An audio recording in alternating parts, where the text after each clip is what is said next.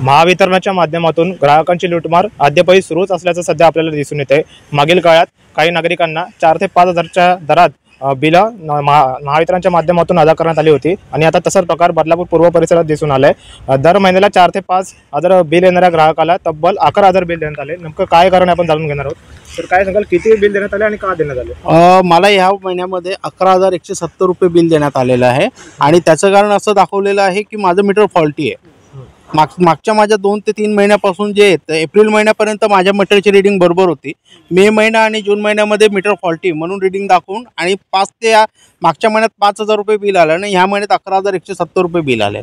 मागच्या महिन्याचं बिल पण मी पेड केलेलं आहे प्रॉपर डेटला आणि ह्या महिन्यात जर म्हणतात एक तक्रार जर नोंदवायची असेल तर पहिल्यांदा बिल भरा, त्यानंतरच तुमची तक्रार नोंदवली जाईल। तुम्ही अधिकाऱ्यांशी चर्चा केली याबद्दल? मी आजच जाऊन आलो, अनिकेत म्हणून आहे, त्यांच्याशी मी भेटलेलो, तर ते म्हणतात आधी बिल भरा आणि नंतर मग 8 नंबर काउंटरला जात। पण आज सॅटर्डे असल्यामुळे ती सुट्टी होती, तर ते म्हटले मंडेला या, असं तुम्ही फिरत राहा म्हणे। आणि तुम्हाला दाखवण्यात आलेलं नाही, त्या संदर्भात काय जाणवलं? ज्यांचं म्हणणं आहे की मागचं रीडिंग तुमचं, ह्या महिन्याचं रीडिंग तुमचं मीटरच फॉल्टी असल्यामुळे रीडिंग नाही आहे, तर त्यांनी ॲव्हरेज रीडिंग 680 युनिट टाकून दिलेले आहे। एकंदरीत आपण बघितलं तर त्यांना युनिट देखील या ठिकाणी दाखवण्यात आलेलं नाही आहे आणि युनिट देखील या ठिकाणी दाखवण्यात आलेलं नाही आहे आणि त्यांना मागील काळात 4,820 बिल अदा करण्यात आलं होतं। आता या महिन्यात 11,170 रुपये बिल अदा करण्यात आले।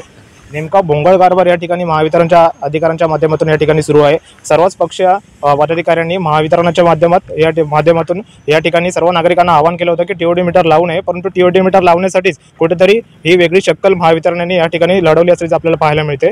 काय सांगता सर, का असं करण्यात येते, कशामुळे करण्यात येते, काय वाटतं? मला असं वाटतंय की माझं मीटर नॉर्मल आहे। मी आज माझ्या मीटरचा व्हिडिओ पण काढलेला आहे, त्यात पूर्ण रीडिंग स्वच्छ आणि पूर्ण दिसते, त्या लाईटही त्याच्याला LED ब्लिंक्स होतात ते। तर माझं असं मत आहे की हे लोक फॉल्टी मीटर दाखवून टीओडी मीटर इन्स्टॉल करण्याच्या मागे आहेत।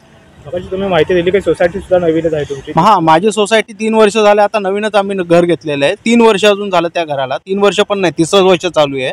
तर 3 वर्षामध्ये जर यांचे मीटर फॉल्टी होत असतील तर मग यावर मोठा एक प्रश्नचिन्ह आहे। आता आज सुट्टी आहे, तुम्हाला पुन्हा परत कधी बोलवण्यात आलं? आता यांनी सोमवार किंवा मंगळवारी तुम्ही या आणि आम्हाला भेटा, त्यानंतर आम्ही बघूया, पण त्याआधी तुम्ही पहिल्यांदा बिल पेड करा, त्यानंतरच आम्हाला भेटा। एकंदरीत आपण बघितलं तर 3च वर्ष या सोसायटीला झालेले आहेत आणि 3 वर्षात हे मीटर कसे काय खराब होऊ शकतात असा सवाल या ठिकाणी ग्राहक उपस्थित करत आहेत आणि लवकरच आता सोमवारी देखील त्यांना बोलवण्यात आलं आहे। सोमवारी यावर महावितरण काय उपाययोजना करते की त्यांना बिल कमी करून देते की हेच बिल भरायला लावते, हे देखील पाहणं महत्त्वाचं ठरणार आहे।